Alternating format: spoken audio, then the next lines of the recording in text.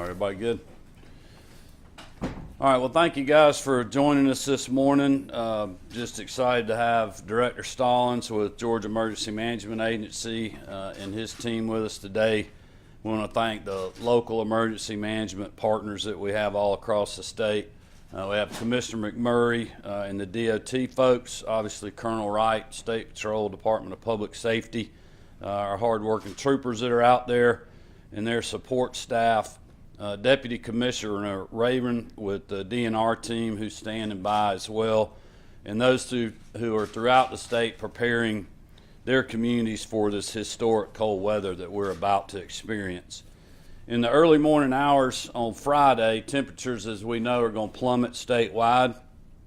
Thankfully, we're hoping that we won't see much participation with that, though North Georgia will get some rain and potential snowfall as possible in the Blue Ridge Mountain counties. But anytime that we're talking about temperatures this low, we need to be on the lookout for black ice always. Commissioner McMurray will speak to the brining and road treatments that will help us mitigate that. But we also need to warn everyone that wind chills will be near zero or in the negative digits by midday on Friday. Temperatures, as we know, likely won't reach 40 degrees across Georgia until Monday afternoon. Communities across the state are about to see temperatures that they haven't experienced in a decade or more. And we just want to urge all Georgians to be ready, and certainly that goes for our teams, and we are working on that as we speak. Director Stallings is going to share what the local folks are doing to prepare, have available resources and steps that Georgians can take to get ready. GEMA is continuing to be in constant contact with the local emergency management agencies. Local warming stations will be activated. Obviously, Commissioner McMurray will talk about the treating of roads. GEMA has also been working with the Department of Public Health to ensure nursing homes know who to call if they potentially lose power. And we're in communication with utility providers so that they have what they need in case of power loss. We have, as always, our Department of Natural Resource chainsaw crews on the ready if needed in a windy storm event, trees down, power lines affected, roads affected, and other things. And with that, I'll be declaring the state of emergency. This will help us ensure that essential supplies, especially propane, can be delivered for both commercial and residential needs. And now I'm going to call on Director Stallings to come up and give us a GEMA update, and he'll be followed by Commissioner McMurray at Georgia Department of Transportation, and the rest of our partners and myself will take questions when we get done. Chris? Yes, sir. Thank you. First of all, thank you, Governor, for your support in allowing us to get resources ready. The state is ready. We're just challenging you now to make sure you're ready. It's extremely important that in any weather event, you think about the needs for that specific event. For this type of weather event, we're more concerned about the wind and the cold for our side. On the wind, the power loss is going to be a concern. So when you're making ready, a ready kit that can sustain you for 3 days is going to be important. With these type of temperatures and the wind, as always, anytime we have a wind event, it's difficult for power crews to get up in bucket trucks in sustained wind to recover power. So while creating and updating your kit, keep in mind some specific needs for those that are in your household. Battery-operated devices, flashlights, things of that nature. Make sure you've got those ready. First aid kits, extra medicine should you have to leave your home, have those on the ready. And certainly special items for infants and pets as well. Plan to check on elderly and disabled relatives and neighbors. It's going to be extremely important to make sure we keep our critical friends and neighbors in mind. These cold temperatures are extremely difficult on our elderly and disabled population. Stay hydrated. A lot of times you don't think about the wind events and the cold. It will pull the moisture out of you much faster than a hot event. So make sure you're staying hydrated, and your children, anyone who go outside, they need to be hydrated and well covered. Plan on bringing your pets inside during this event. Our pets aren't ready for this type of event. Also, make sure your home is being insulated. that you're weather stripping around your doors and window sills, you need to just check on those going into it. Have some towels available to cover those cracks under the door and things like that to help keep those out. Your outdoor pipes. A lot of our homes haven't seen these temperatures in a very long time, so it'd be a good time to make sure you put something with styrofoam over it. It's not a good idea to wrap it just in something to insulate it. Unfortunately, if you wrap it in some type of cloth or something that can absorb water, it's going to get wet, and then that itself is going to freeze, so it's going to make the situation even more damaging. Open up cabinet doors inside the house. For those houses that your kitchen is on an exterior wall, or a lot of your plumbing is on an exterior wall, open up those cabinet doors and let that heat circulate under there. That will help get some heat through the wall into those pipes. And allow your faucets to drip a little bit through the cold weather. It's important that while you're heating your home, keep space heater safety in mind. Don't just plug in one and get close to it. Keep some distance between you and those space heaters. Make sure they have tip sensors. If they fall over, a pet knocks it over, that you're aware that we don't have a house fire. Keep it away from your drapes and furnitures. Never use a generator, camp stove, charcoal, or gas grill to heat your home. Unfortunately, that's going to happen, and we do not need that happening on our watch. We need you to be weather-wise. And keep all your generators at least 20 feet away from any of your doors, windows, or any outlets that will pull in fresh air. In case of power loss, this is where our concern is that in the event of power loss, make sure you've got some alternate heating sources available to you. Now, a lot of times we think about creating heat, but make sure you've thought ahead. Have your blankets out, your cold weather gear. If you've got some old winter jackets or some coats, go ahead and get those out now before the weather turns and you're trying to find them in the dark. Make sure you've got your batteries and your flashlights ready. Plan ahead. Have at least one of the following heat sources that we just discussed readily available. If you have medical equipment that operates on a battery backup, make sure you have that charged and options about that. Notify someone if these issues arise regarding your heat. Now, our local EMAs are going to be working to have heat sources available, but our partners with DNR also have warming shelters available. You can find out where those are at gastateparks.org/alerts. So if you go to there, they'll have a list of all their state warming stations that they have available. And then if you have any further questions about that, your local EMs are also working on this problem. And finally, health concerns. Watch out for frostbite. If you do have to go outside, frostbite is going to possibly happen. Some of the warning signs are white or grayish yellowing of the skin, numbness of the skin that feels unusually firm or waxy. If this happens, frostbite areas are typically numb. Do not put them near a heat source to try to warm them. You will not feel the damage you're doing to the body because it's warm. So if you do experience some numbness, wrap yourself in some type of blanket, try to sip on something warm and start warming the core temperatures. And finally, hypothermia. It will happen if the body drops below 95 degrees, and in these temps, if you're out for long periods of time, it can happen.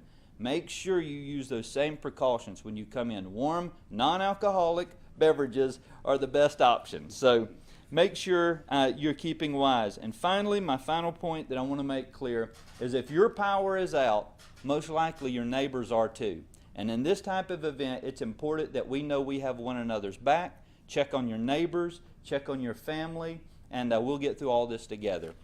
Commissioner McMurray? Thank you, Director Stallings. First, I want to just tell everybody again, we are preparing for this extreme cold weather event. As the governor mentioned, there will be precipitation Thursday evening into early Friday morning. And as the National Weather Service has predicted, there is a potential for flash freezing for the moisture that remains on any of the roadways and bridges across Georgia. Therefore, out of the abundance of caution, the Department of Transportation is moving forward today with pre-treating roads and bridges on state routes and interstates, such to try to get an onset to keep that precipitation from freezing as this Arctic blast moves through. The Department of Transportation will treat basically from a line north of Columbus to Augusta and everything north of there, as well as I-75 from Macon to the Tennessee border and everything in between. That is some 21,000 miles of roadways that will need to be treated. This afternoon, we will start treating the roads, not the interstates, but the roads in northwest Georgia and northeast Georgia, as well as this evening, the roads in the South Metro area. That would be the state routes, but not the interstates. Tomorrow morning at 7 a.m., we will begin to treat the interstates from that boundary of Columbus all the way over to Augusta and Macon north. This will be working for 12-hour shifts until we have everything treated, and trying to have everything treated before the onset of the freezing temperatures in the wee hours of Friday morning. And we are confident that we can have that first application of brine across all the state routes and interstates. And so that's what we'll be doing starting this afternoon and this evening, and then the interstates tomorrow. I would like to highlight that tomorrow we ask for your patience while you're out and about. In fact, if you don't have to travel tomorrow, we suggest you stay home, because we will have to brine these roadways during the day. With over 21,000 miles of road, it just takes that long to brine that much area. So we're asking for your cooperation. If you don't have to be out tomorrow, stay home and stay warm. And certainly on Friday morning, we ask that you not get out. If you see a roadway that looks wet on Friday morning or Friday, assume that it is frozen. We will continue to spot treat any areas that have ice on them or they're black ice Friday into Saturday until we get the all clear. Now, this is an all hands effort with this big geographic area that we're dealing with, and we'll continue to work so that the roads are passable and acceptable. I remind you all too that your local roads, and especially subdivision or neighborhood streets, are likely not to be treated.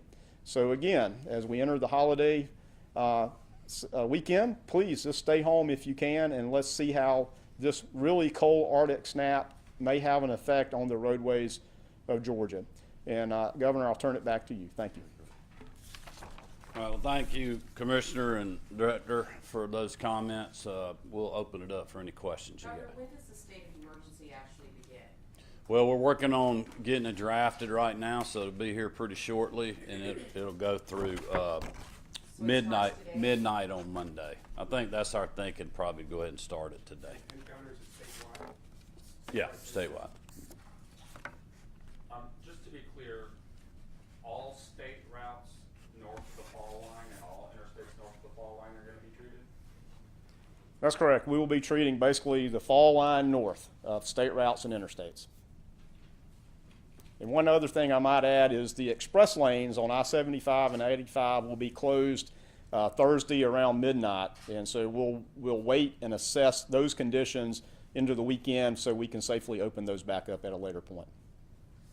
Governor, can you talk about talking with Georgia Power, the EMCs, how prepared they are? Are they bringing in crews from out of state? Well, I'll let Director Stallings speak to that. My biggest concern, just a couple of things besides what the team's been dealing with. We've been talking to the propane folks out there. So a lot of the chicken houses across state are warmed by propane. Obviously, a lot of residential homes are.